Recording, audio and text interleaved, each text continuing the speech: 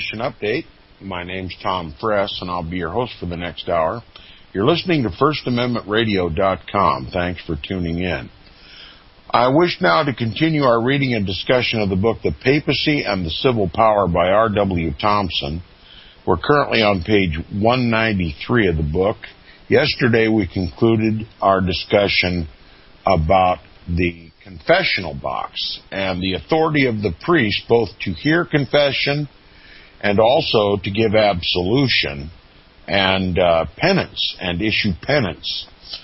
And one of those was a teaching of Thomas Aquinas, and we'll read this backing up part of a paragraph from where we left off yesterday because it'll be a subject of discussion briefly before we continue the book. It says, in this connection, it is only necessary to say further that the Council of Trent in 1551 established the doctrine of Thomas Aquinas as a part of the faith by giving the power of absolution to the priests and continuing the system of allowing them, at their discretion, to compound for sin by imposing pecuniary penalties. Now, I was challenged yesterday after the program by my regular Roman Catholic critic who says that he had never heard of the priest giving absolution by imposing pecuniary or monetary penalties to the penitent as a means of doing penance. In other words, selling forgiveness of sin for money. And he challenged me. He'd never heard of it before. And my simple answer is this. The entire Protestant Reformation took place because of the sale of the forgiveness of sins for money. It was the Roman Catholic priest Tetzel who, raising money for St. Peter's Basilica, the new basilica that the papacy was building, went about selling indulgences and forgiveness of sins. And we read examples of those in former books where one potential or pretended buyer of this indulgence asked Tetzel, "Can I be forgiven of a sin I have not yet committed?" And Tetzel says, "Yes." And he says, "Well, then I would like to buy an indulgence for a sin I'd not yet committed." And so Tetzel sold him an indulgence.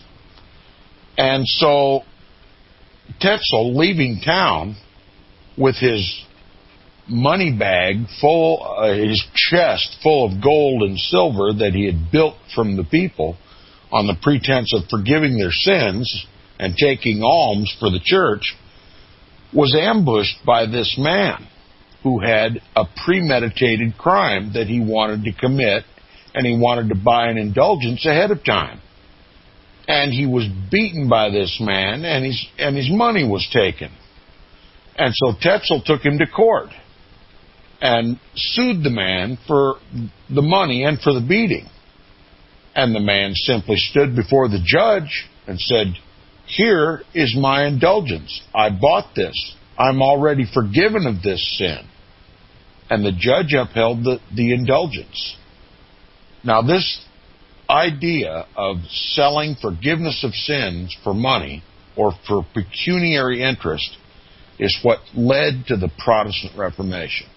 For any Roman Catholic to deny that their church sells absolution for money is beyond absurd. Did you hear me? It's beyond absurd. And it's only testimony to the blindness, the deafness, and the dumbness of Roman Catholics who are forbidden to hear the truth and are only bidden to come to the church and to hear what their church has to say about it. They're not allowed to read books. They're not allowed to discuss anything contrary to their church, anything that would hinder the progress of their church. And we're going to get into that as we continue in this book. But I find it absurd that a serious Roman Catholic who frequently challenges me on little details and yet ignores the vast ocean of evidence brought against the papacy and against the Roman Catholic Church and her history, both from the Bible and from history, never addressing any of those things, but only questioning that I dot my I's and cross my T's, and then use those minor equivocations as an opportunity to dismiss the entire ocean of evidence against the Roman Catholic Church. It's intellectual dishonesty. And that's the depth of the depravity of Roman Catholicism. That is the extreme to which they have to go to defend the indefensible.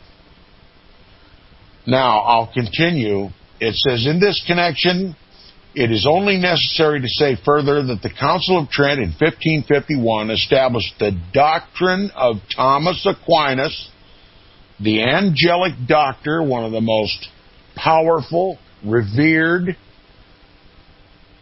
famous doctors of the Roman Catholic Church, one who set precedent, one who wrote voluminously about the Roman Catholic Church, one whose philosophies were inculcated into canon law, one of the most authoritative figures in Roman Catholic development was Thomas Aquinas, and that it should become a part of the faith by giving the power of absolution to the priests and continuing the system of allowing them at their discretion to compound for sin by imposing pecuniary penalties. It was Thomas Aquinas, not Thomas Fress.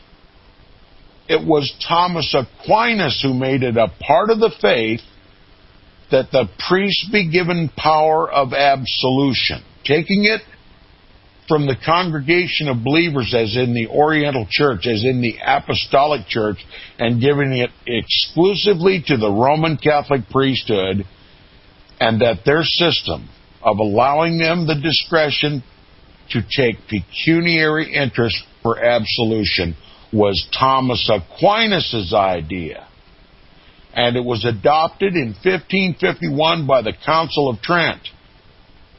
My Roman Catholic critic does not know the writings and teachings of either Thomas Aquinas or the Council of Trent. Now, it says the doctrine declared by this celebrated ecumenical council that God never gave to quote-unquote creatures the power to grant remission of sin until the coming of Christ when he became man, and in order to bestow on man this forgiveness of sins, when he communicated this power to bishops and priests in the church, having delegated to them his authority for that purpose, thus allowing that by the act of the Roman Catholic priest in prescribing penance or receiving alms and satisfaction for sin, the sinner is forgiven. And this, although the priest himself may be covered all over with the filth of his own personal corruption. And at no time in history is it more evident that these priests who hear confession, who issue penance, who give absolution, even sometimes for money, are covered from head to toe in filth. The world is now becoming aware of the global priest pedophile pandemic, and that's only the tip of the iceberg. Now, beginning where we left off yesterday, when we consider what enormous power is thus acquired by the Roman Catholic priesthood and the requirements of them by the doctrine of papal infallibility, it's not surprising that they should have employed it in resistance to the laws of Germany, Italy, Spain, and Switzerland, or that of the Bavarian Roman Catholics should have protested against it. Remember, these priests, these filthy priests, were using the sanctity of the confessional box to lead revolutions in their various countries against the Republican forms of government that were springing up as a result of the Protestant Reformation, that was dismissing the authority of the Pope, retiring the authority of the Pope, at least the temporal power of the Pope, and the people were governing themselves. They were erecting governments of, by, and for the people, with constitutions that protected the rights of the people, so that the papacy could no longer run roughshod either over the government or the people. So the priests, the papacy, through the priests, used the sanctity of the confessional box to stop the progress of this Republican form of government that was springing up all over Europe, stripping the Pope of his temporal power, using the sanctity of the confessional box to raise up rebellion against these governments. You talk about the sanctity of the confessional box. There's a reason why the Pope insists on the confessional box being sacrosanct, untouchable by the civil power, because that's where he offers his resistance and attempts to regain his temporal power in the world. That's why it has to be a secret what goes on in the confessional box. And of course, the Roman Catholic citizens believe that they're giving private, personal information to the priests in their confessions, and that it ought to be sanctified. But it works both ways. The priest can say whatever he wants in privacy too, even if it's revolution. Now, and when it is considered that this same power is now employed in this country every day and almost every hour by the same class of priests, and for the same object, that is the overthrow of our government, it is sufficient to excite both inquiry and reflection. The influence of the confessional does not vary with degrees of latitude and longitude. It is the same everywhere, putting the penitent completely in the hands of his confessor to be molded in his character and in all his thoughts and sentiments by the priests. While the bulk of the people of the United States are actively engaged in their daily occupations, unsuspecting and tolerant, the whole papal priesthood are devoting themselves morning, noon, and night to employment of this enormous engine of power in order to bring our Roman Catholic citizens, themselves unsuspecting, also by permission, by persuasion if possible, but by threats of excommunication if necessary, to the point of recognizing the infallibility of the Pope and the universal sovereignty which it establishes, knowing as they do the conflict they are inaugurating with some of the most cherished principles of our civil institutions. Is there no danger from all this? There may not be and will not if we heed the admonitions coming to us from other nations with every flash of lightning through the sea. Let us begin in time to guard our national heritage. And while we're not required to do anything in violation of the tolerant principles of our government, we can so shield them from the assaults of foreign imperialism that the blows aimed at them by their assailants will rebound upon their own heads. And that's the direction Inquisition Update would like to go. I'm not talking about armed conflicts with these Roman Catholic priests. I'm not talking about committing any sin of violence. I don't carry a sword. I don't preach a sword. I just preach the truth.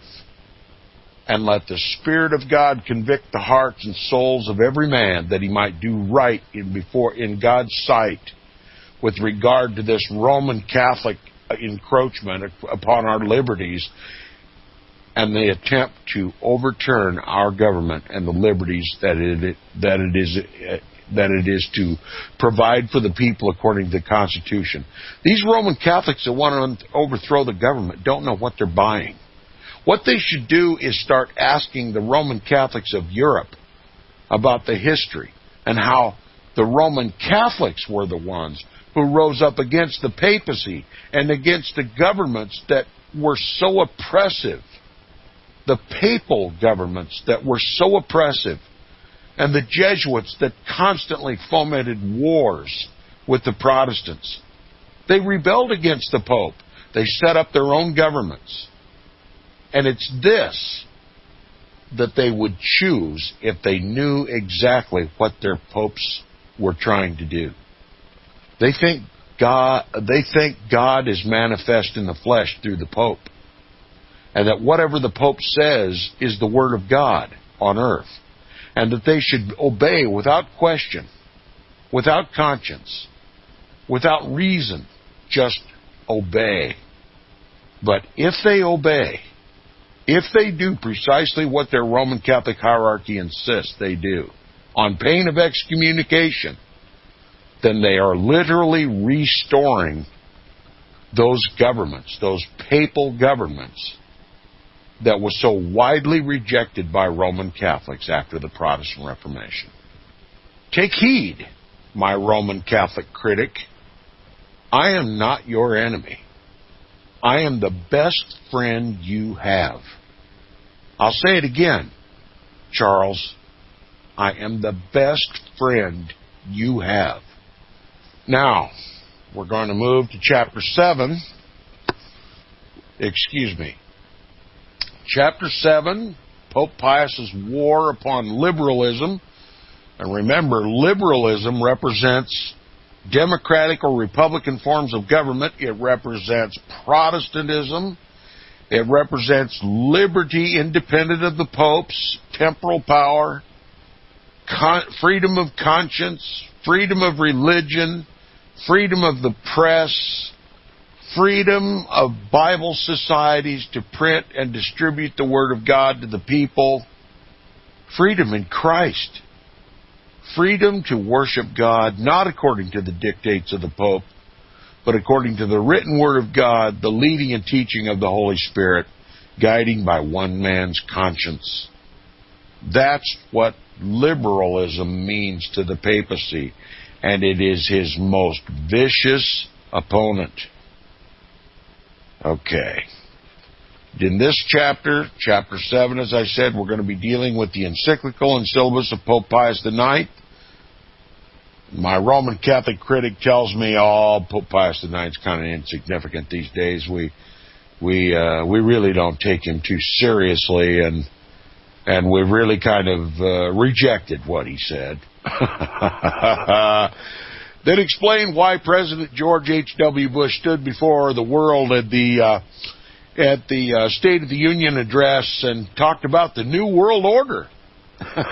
If we're not following Pope Pius IX, then why are we talking about the New World Order and a State of the Union address by the President of the United States, a papist? You better believe the encyclical and syllabus of Pope Pius IX is of supreme interest for people in this country who know there's something wrong in the world that they just can't figure out what it is. And we're going to talk about that encyclical and syllabus of error of Pope Pius IX in 1864. It's an important subject, and that's why I'm reading this book. We're also going to be talking about the doctrines of the syllabus of error.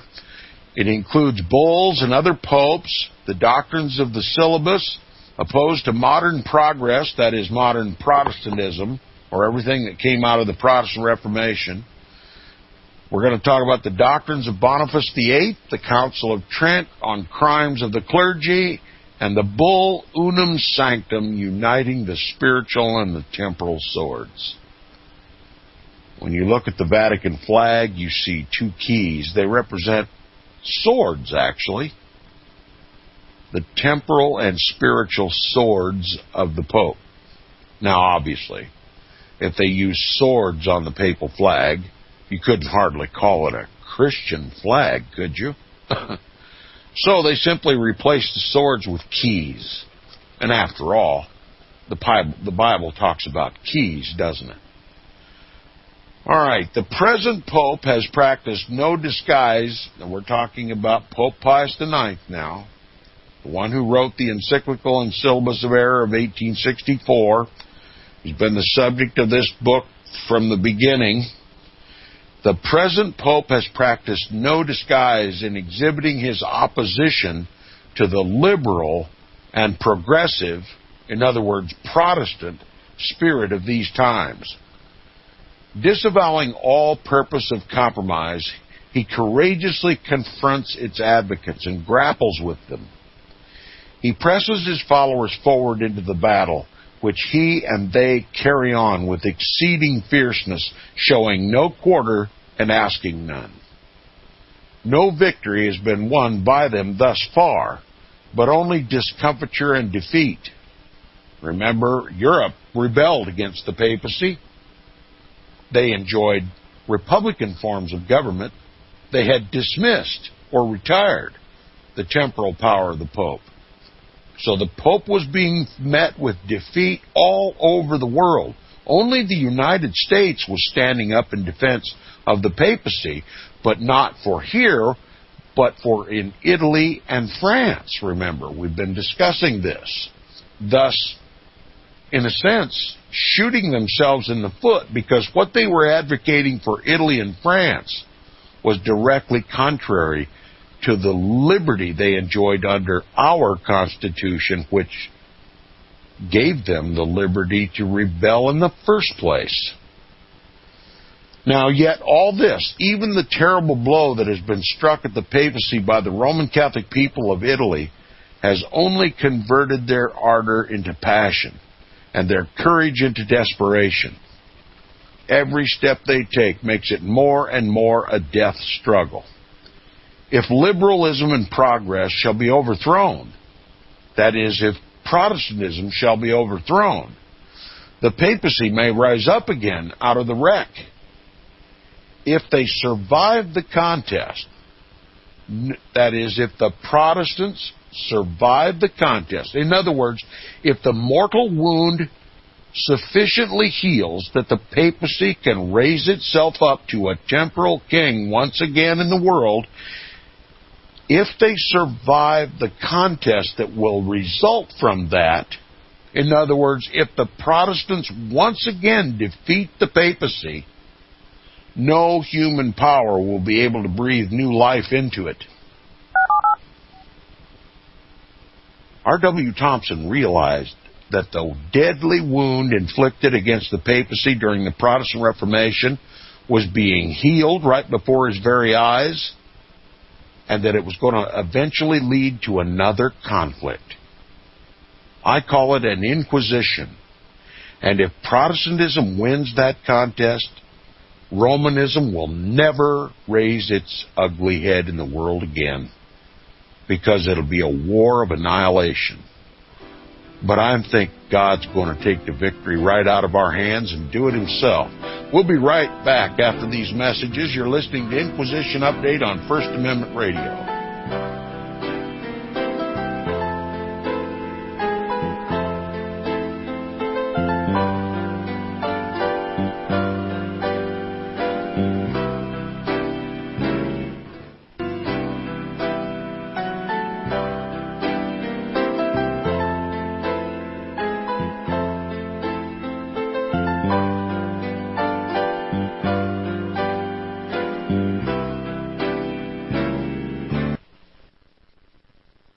I pledge allegiance to the King of Kings, and to his kingdom come, on earth as it is in heaven, one holy nation, under our Heavenly Father, grace, mercy, justice for all.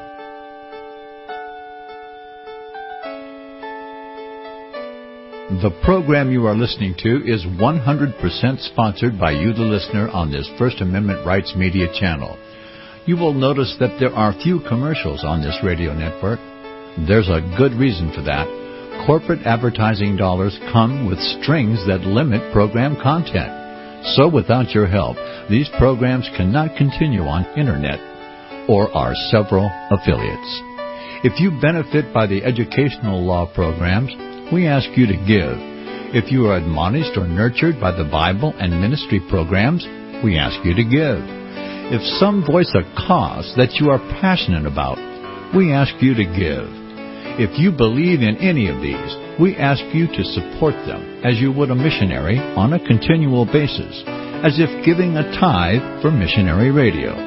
These programs are not commercially viable and must be supported by those faithful to the cause of truth. Look for the button to sponsor your favorite programs at our listen and schedule pages on the Internet. Then, when you subscribe, we will send you the last quarterly MP3 CD of that program immediately, and continue to do so with each new quarter. We will also give you unlimited archive access to all of our programs.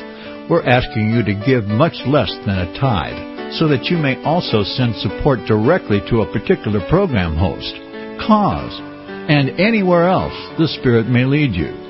Do all to the glory of our God and Creator, for His holy nation, the only kingdom that will last forever. Thank you for listening.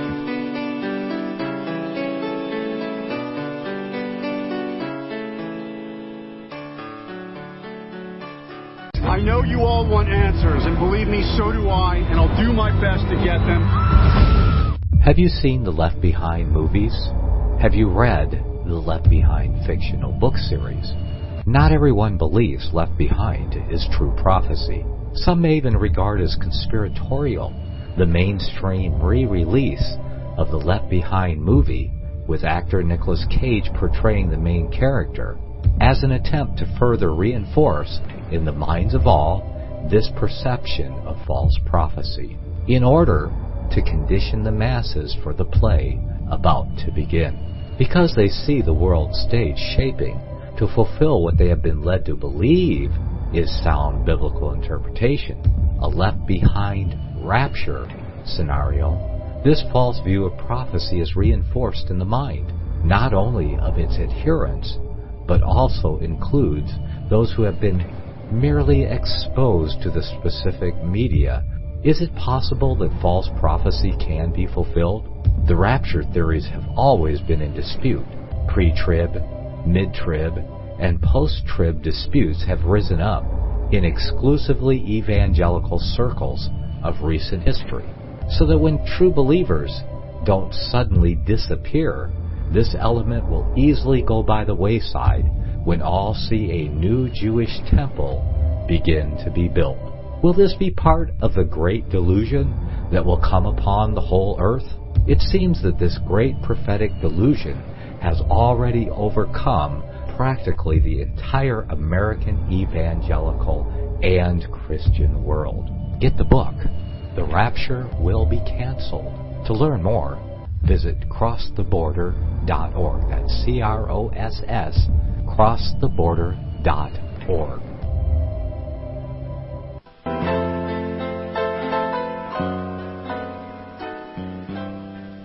Welcome back to Inquisition Update. If you'd like to contact me, please email me at tom@seawaves.us. That's tom@SEAWAVES.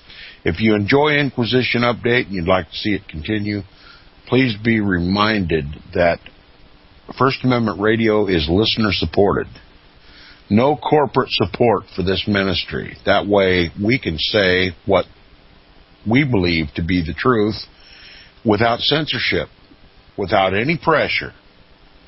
And we can touch on these subjects that are so much avoided in this country as being too controversial, too divisive, but necessary to our understanding about the Vatican Jesuit-led New World Order. If you appreciate Inquisition Update and the information that you get here, please support Inquisition Update by supporting First Amendment Radio, which sponsors the program. Now, R.W. Thompson is talking about an eventuality. This at a time when he's speaking at a time when the papacy was defeated. The mortal wound was gaping. The Pope had been put back in his box. The people were free, set up their own governments. And the papacy responded in fulminations and damnations and excommunications, papal bulls and encyclicals, this being one of them, the encyclical and syllabus of error of 1864, damning all liberal, Protestant democracies and republics in the world that dared to stand up against the Pope's temporal power and strip him of his temporal sword and make him a mere priest. The papacy redounded with this encyclical and syllabus of error. Pope after pope after pope in succession damned the direction that the world was going and did everything it could to preserve and to restore that temporal power to the Pope. And R.W. Thompson perceived the day when the Pope would again carry that temporal sword. He said, if liberalism and progress shall be overthrown, that is, if Protestantism shall be overthrown, the papacy may rise up again out of the wreck. If they survive the contest, that is, if the Protestants survive the contest, that's right, he called it a contest, and every time Rome goes to contest, she resorts to bloodshed. R.W. Thompson, I assert, even envisioned the Inquisition that's coming to the world when the papacy once again carries that temporal sword. There's going to be a contest, and it's going to be a bloody one. If Protestantism survives the contest, it'll be a matter of life and death. Trust me, R.W. Thompson fully understood this, fully perceived this, and is trying to relate it to us right here. If Protestantism survives the contest, no human power will be able to breathe new life into Roman Catholicism. Now, left to mingle with the debris of fallen nationalities, it'll be known only by the history which shall record its wonderful triumphs in the past and point out the cruel bondage in which it held mankind for centuries. That's right. Roman Catholicism, if the Protestants survive the contest, Roman Catholicism will be rendered to the ash bin of history. And it'll only be remembered for its wonderful triumphs during the Inquisitions and the Dark Ages, its crusades, and that will reveal the cruel bondage that the papacy put mankind under for so long a time.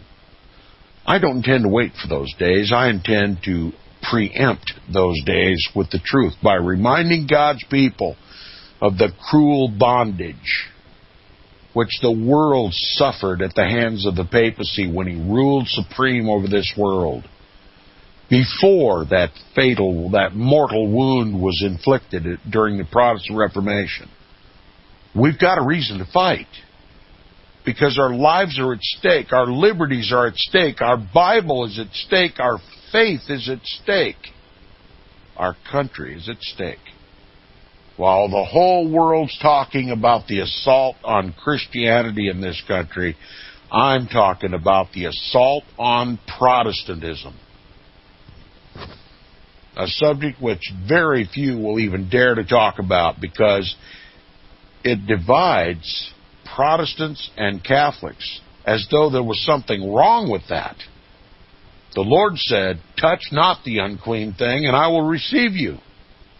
But the ecumenical evangelibellies say, no, let's go to bed with the whore. Unity, peace.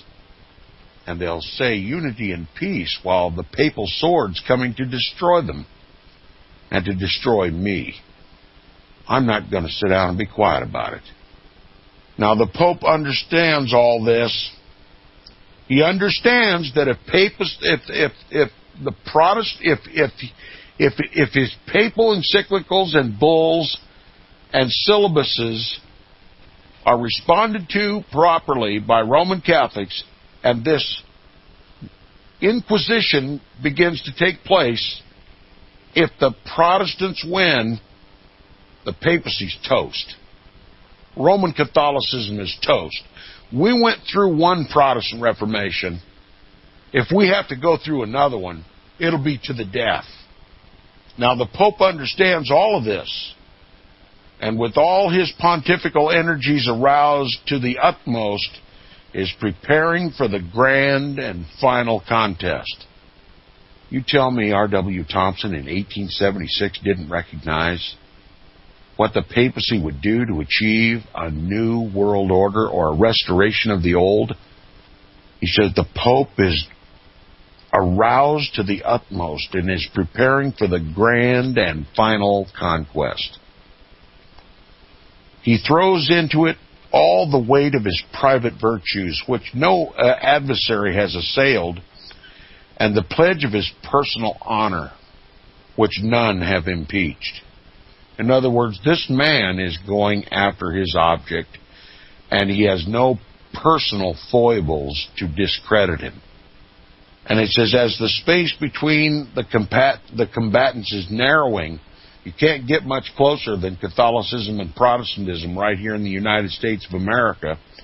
He says, as the space between the combatants is narrowing, he claims the power of omnipotence, that he may mold all his followers into compact and unbroken columns with but a single impulse in every heart and but a single thought in every mind.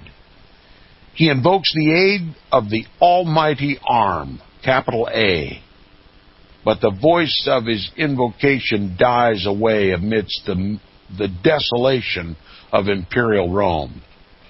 That's right, he wants to champion a war here in the United States, but Europe is already proclaiming his defeat. He says he tries to shake the earth with the thunders of excommunication, but its terrors have departed among the thousands who once shrunk from it as from the wrath of God. As a last resort, he is endeavoring to break down the lines of separation between all the nations. That's right, a one world. No national sovereignties, no national borders, a one world order. R.W. Thompson understood this back in 1876. Listen again to what he says. As a last resort, the Pope endeavors to bring down the lines of separation between all the nations and to resolve the world into one great, quote-unquote, Christian commonwealth, a grand, quote-unquote, holy empire, unquote, subject to his single will and bowing before his single scepter. Now, there's no other way to interpret this than that R.W. Thompson perceived the New World Order better than we do today. That the papacy is going to create a global Christian commonwealth, a holy Roman empire, and every man, woman, and child on the planet will be subject to his single will, and they will bow only to his scepter. No other king. The Pope will be King of kings and Lord of lords if God allows it. That's how far the papacy intends to go. A one world order. And of course, we're all going to have to acquiesce because he's also going to have a one world economic system. And if you don't go along with this, they simply punch in the right keystrokes on the computer and steal all your money from your phony bank account. Deny you health care. Deny you the privilege of traveling. Deny you the right to own private property and to give sanctuary to yourself. You'll be a vagabond on the earth, living from the dirt. That's what the Pope has in store for us. I call it Inquisition, and every program is an Inquisition update. The Pope claims authority by the virtue of divine appointment. Yes, he believes he's been appointed by God to enter every nation, to defy every government, to break the allegiance of every people, and to pluck up by the roots whatsoever he shall find that bars his progress to universal dominion, says R.W. Thompson. He sends forth his summons to all the faithful, that is, all the Roman Catholics and all those of goodwill, according to Pope Benedict XVI. He sends forth his summons to all the faithful throughout the world and commands them to rally under the papal flag. Under the papal flag, not their own national flags, under the papal flag, to turn their backs upon all other banners, including the United States flag, and to prepare for a grand crusade that shall rescue Rome from the apostate spoiler, Protestantism. Of course, in this case, he's talking about Victor Emmanuel, but on a global scale, he's talking about Protestantism. That's right. We're preparing for a grand Holy Roman crusade to rescue Rome, that is, the papacy, the Vatican, from the apostate spoiler, from Protestantism. That is the New World Order. R.W. Thompson saw it as though it had already occurred. He says, and if the honor, the glory, and even the lives of their own nation shall stand in the way, all these must not be of a feather's weight compared with the mighty triumph which is to be won in God's name when the imperial crown shall once more sit upon the papal brow.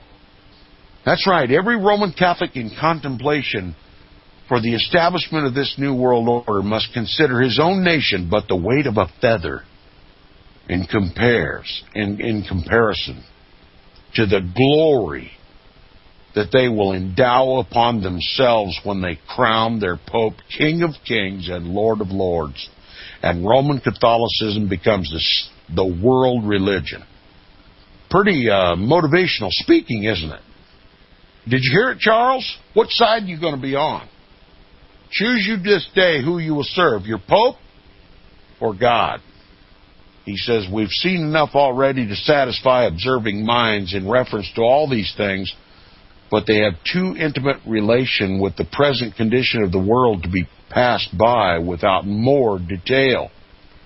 Pope Pius IX, however much we may resist his efforts to restore the papacy, is on account both of his official and private character entitled to our respect in such a degree that if we have misjudged his purposes and designs, a full and frank statement of them should be made, so that whatever error shall exist may be corrected. To this end, therefore, it is necessary that an analysis of the encyclical and syllabus of error of 1864 should be made, as these celebrated officials' documents were issued ex cathedra, in other words, infallibly, and undoubtedly contain the most authoritative expositions of the papal policy. Yes, Charles tells me that the Roman Catholics really don't take Pope Pius IX too seriously today. But it was issued ex cathedra from the throne of Peter, so-called, and with the quality of infallibility. Don't tell me that Roman Catholics don't take Pope Pius IX seriously. You may be talking about a few of the laymen of the Roman Catholic Church, but you're certainly not talking about the Roman Catholic hierarchy that controls them lock, stock, and barrel. And when they want to pull out Pope Pius IX's encyclical and syllabus of error of 1864, they'll do it, and you'll go along with whatever they tell you. And if they tell you to rise up and kill the quote-unquote heretics, which is interpreted to mean Protestants, you will find yourself, Charles, in making a critical decision in your life. Because Pope Pius IX damned Protestants. And the Council of Trent said it is no crime to kill a Protestant, that they should be extirpated from the whole earth. Charles, before you die, you may be making a very critical decision based on Pope Pius IX's encyclical and syllabus of error. Don't try to tell me that that encyclical is put in the back drawer. The encyclical and syllabus, we're taking a brief note here by the author. He says the encyclical and syllabus of 1864 are both now accepted without further disguise or question as ex cathedra. Charles, a recent work discussing this subject emanates the various modes in which the Pope addresses the faithful in such a way as to command their assent on the score of his infallibility. The author says, an example of this is furnished by the syllabus of error put forth by Pope Pius IX in 1864. Then, after quoting from the encyclical, he says, now surely, an encyclical containing passages like these, which are even stronger in their content than their extracts, has every mark about it of an ex cathedra or infallible procurement. When does the Church speak infallibly? By Thomas Francis Knox, London Oratory, page 94 and 97. It was given with the air of infallibility. It is law in the Roman Catholic Church. It is futile to try to convince me that at the very least the Roman Catholic hierarchy take him as seriously as though he were God himself. Now, this examination may be premised, however, by the mark that there is a wonderful discrepancy between the doctrines set forth in these papers and those which the Pope was generally supposed to entertain at the beginning of his pontificate. He did then undoubtedly express some liberal sentiments and indicate a purpose to make some important concessions to the people of the Papal States. Yes, the Papal States were tired of the heavy yoke and bondage of the papacy, and they were sick and tired of the Pope's temporal power, and they too wanted to liberate themselves, although they were the Papal States, you know. So the Pope was going to try to make some concessions for them, some liberal concessions, to ease the papal yoke, to withdraw the temporal sword just a little bit.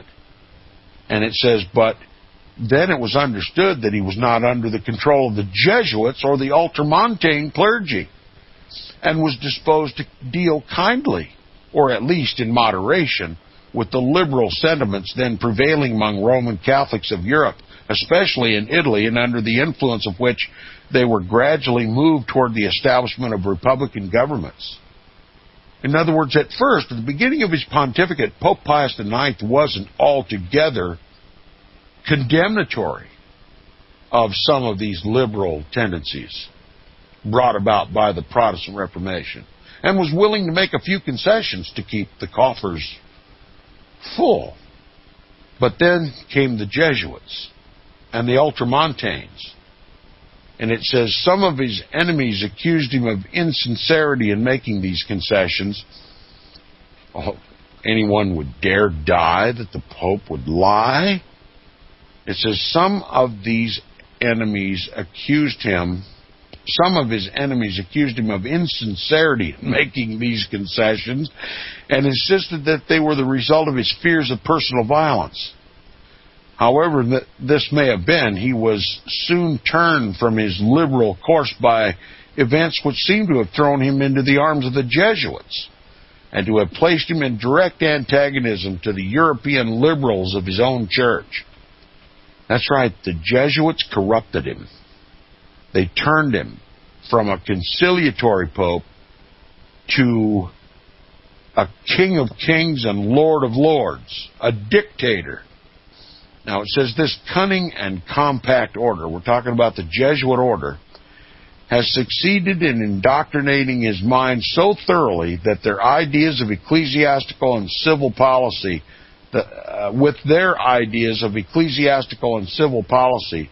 that the remembrance of what he was once disposed to do in behalf of popular representation seems under their teaching to have driven him in the other extreme. So they turned Pope Pius IX 180 degrees away from liberalism and concession to dogmatic Romanism. And it says his assumed infallibility brought about by them, by the Jesuits. This is a direct accusation that the Jesuits were the ones who called the Council of 1870. They were the ones who dreamt up the papal infallibility. They flattered the Pope. You're infallible, and we're going to declare it as dogma. You're the representation of God on earth. And how can any duly appointed representative of God on earth ever speak error? You must be infallible. And all they did was consolidate power in the papacy so that they could more easily control the church. Remember, the New World Order was their goal from the very beginning, to make the world Catholic. That's what the Jesuit order is all about. And the Jesuits just can't have the papacy making concessions to Protestants when the Jesuit order is sworn to destroy Protestantism and all Protestant forms of government. See, once in a while, the Jesuit order has to take a stick and kind of whack the Pope once in a while if he gets to be too friendly to the Protestants. Okay? Got to whack him around a little bit. Well, they whacked Pope Pius IX. They corrected the Pope. No, you'll not make concessions to the Papal States or to anybody in Europe. We're going to rule the world, and you're going to go along with it. And then make sure you do. We're going to call you infallible. We're going to make it a dogma of the Roman Catholic Church in 1870. And by dog, you better go along with it, or we'll take you out. So Pope Pius IX conceded. The First Vatican Council was called. He was declared infallible. Many Roman Catholic prelates voted no, but they passed it anyway. And the Jesuits have forged along with their New World Order under an infallible Pope. And we're nearly at the finish line, and Protestants still aren't waking up to the reality. It all hinges on papal infallibility to try to heal up the wound that was inflicted by the Protestant Reformation. We'll continue tomorrow on Inquisition Update. Visit crosstheborder.org, CROSS, crosstheborder.org, to get your print, EPUB, or PDF version of the book, The Rapture Will Be Canceled. That's crosstheborder.org. I know you all want answers, and believe me, so do I, and I'll do my best to get them. Despite Nicolas Cage's promise to do his best to get left behind rapture answers for us, don't hold your breath. Not everyone believes Left Behind is true prophecy. Some may even regard as conspiratorial the mainstream re-release of the Left Behind movie, with actor Nicolas Cage portraying the main character, as an attempt to further reinforce in the minds of all this perception of false prophecy, in order to condition the masses for the play about to begin. If you want true Bible prophecy answers, get the book, The Rapture Will Be Canceled. The author exposes the Latin rapture origin, the 7-year tribulation deception, true Bible revelation of Daniel's 70 weeks, the abomination of desolation, the restrainer, America in the Revelation, the image of the beast and the mark of the beast, and the truth about God's chosen people, and so much more about Bible prophecy. This book will shatter the Left Behind paradigm of future events. Get the book, The Rapture Will Be Canceled. Visit crosstheborder.org, CROSS, crosstheborder.org, to get your print, EPUB, or PDF version of the book, The Rapture Will Be Canceled. That's crosstheborder.org.